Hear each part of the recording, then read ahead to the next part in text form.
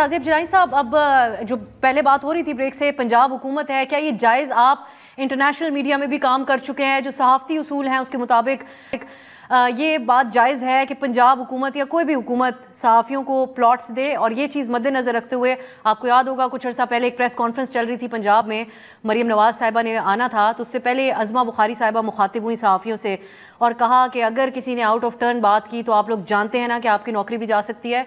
तो वो उस पर भी बहुत वावेला हुआ था हमारे सहाफ़ती हल्कों में। अब सा हमने गुफ्तगू शुरू की थी अब डिजिटल राइट से, पीका से, और फिर हमारी गुफ्तगू चली गई रूडा के इकोलॉजिकल जो कंसर्न्स हैं उस तरफ। कहने का मकसद ये आपका जो बुनियादी सवाल था कि हमें अपने गिरेबान में झांकना चाहिए कि हम सहाफ़ी बरादरी या मीडिया इंडस्ट्री जो है उसके अपने अंदर क्या कोताहियाँ हैं। और मैं बहुत एहतराम के साथ मैं अंसारी साहब से इख्तलाफ करता हूँ कि ये किसी सहाफ़ी का राइट नहीं होता कि आपको सरकार की तरफ से प्लॉट मिलने चाहिए। हम जब प्रोफेशन में आते हैं तो ये जानकर आते हैं कि इस प्रोफेशन के मसाइल क्या हैं, यहाँ पे सैलरीज़ कैसी हैं। कुछ लोग तरक्कियाँ करके एंकर बन जाते हैं, करोड़ों कमा लेते हैं, V8 में घूमते हैं, और कुछ नहीं आगे बढ़ पाते, वो स्ट्रगल करते हैं। हमारे मीडिया के अंदर लोगों को बिल्कुल तनख्वाहें नहीं मिलती। हमारा जो स्टाफ होता है, हमारे कैमरामैन होते हैं, प्रोड्यूसर्स होते हैं, वो बेचारे हैंड टू माउथ होते हैं। लेकिन इसका ये मतलब नहीं है कि सरकार जब आए और प्लॉट बांटना शुरू करें तो हम लाइन में खड़े हो जाएं। मेरे ख्याल से ये एक इंस्टीट्यूशनल करप्शन है, हमें उस तरफ नहीं जाना चाहिए। हमारी जो जर्नलिस्ट बॉडीज़ हैं उन्हें भी इससे इनकार करना चाहिए, क्योंकि अगर आप लाइन लगा के खड़े हो जाएंगे, फॉरगेट अबाउट रूडा, वो कोई और प्रोजेक्ट भी हो सकता है, वो किसी और सूबे में भी हो सकता है, वो कोई और गवर्नमेंट भी हो सकती है। ये इस वक्त ये रेलेवेंट नहीं है कि ये मरीम नवाज़ कर रही हैं और कहाँ पर कर रही हैं और उस प्रोजेक्ट के क्या इशूज़ हैं। ये एक उसूली बात है कि हमें नहीं करना चाहिए। मैं आपको बताऊं कि आज से कोई 25-30 साल पहले जब मैं कराची में एक रिपोर्टर था एक अखबार में, हमारी तनख्वाह बहुत कम थी। उस वक्त जो यहाँ की सरकार थी उन्होंने एक स्कीम निकाली थी कि हम समंदर किनारे हॉक्स बे पे प्लॉट देंगे और आप आ जाएं और आके नाम लिखवाएं। मैं तो नहीं गया, हमारे बहुत सारे दोस्त गए। मैं उनको जज नहीं करता, मैं उनके ऊपर कोई फतवे देने मैं कौन होता हूँ। उनकी अपनी मजबूरियाँ होंगी, वो अपना फ़ैसला खुद कर सकते हैं। लेकिन इंस्टीट्यूशनली मेरे ख्याल से ये गलत है कि आप प्रेस क्लब्स को, आप जर्नलिस्ट तंजीमों को इस तरह से कोऑप्ट करने की कोशिश करें कि यार हमारी गवर्नमेंट ने तो आपके लिए इतना कुछ किया है, आप हमारे खिलाफ क्यों लिख रहे हैं। आप मुझे बताएं ना कि जिन गवर्नमेंट्स को हमें अकाउंटेबल करना है, हम कैसे, अगर हम उनसे फेवर्स जाके लेंगे, हम कैसे उनके खिलाफ फिर लिख सकते हैं। इसी तरह से ये बात हम अभी गवर्नमेंट की कर रहे हैं। आपके यहाँ प्राइवेट सेक्टर में देखें, यहाँ पे कराची में एक बहुत बड़े टाइकून हैं, वो किसी ज़माने में प्लॉट बांट रहे थे, दे रहे थे सहाफ़ियों को to keep their mouth shut, और लोग उनसे ले भी रहे थे।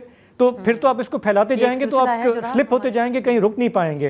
तो हमें अपने आप को भी देखना चाहिए, और सबसे बढ़ के हमारे जो मीडिया मालकान हैं उन्हें देखना चाहिए अपने आप को। बड़ी माजरत के साथ जितनी दयानतदारी से यहाँ पे मुझे भी 34 साल हो गए हैं, जिस दयानतदारी की आप माशाल्लाह बात कर रहे हैं, बड़ी अच्छी बात है कि आप इंस्टीट्यूट नहीं लेना चाहिए हमें।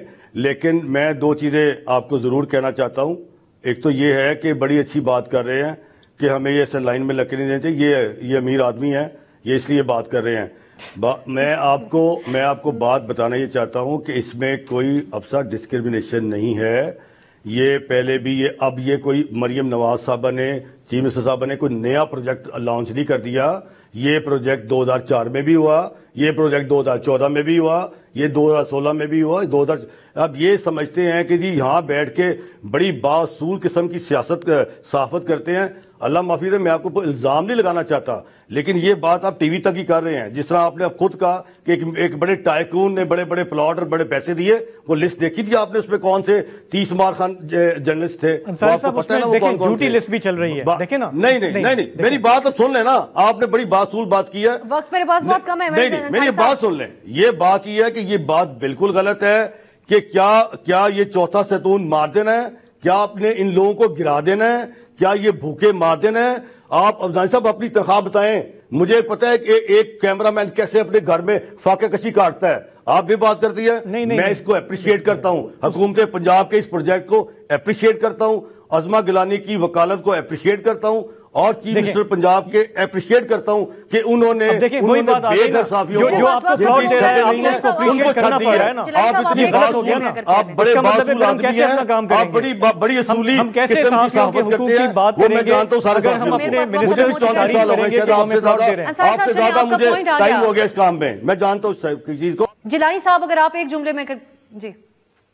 जब हम उनसे प्लॉट लेंगे तो फिर हमें उनका शुक्रिया अदा करना पड़ेगा ना, उनकी तारीफ अदा करनी पड़ेगी। जो हमें एक इंडिपेंडेंट सहाफ़ी नहीं रह सकेंगे हम, तो हमें उस तरफ नहीं जाना चाहिए हम, क्योंकि उससे हम कॉम्प्रोमाइज़ होते हैं। मेरी बस इतनी सी बात है।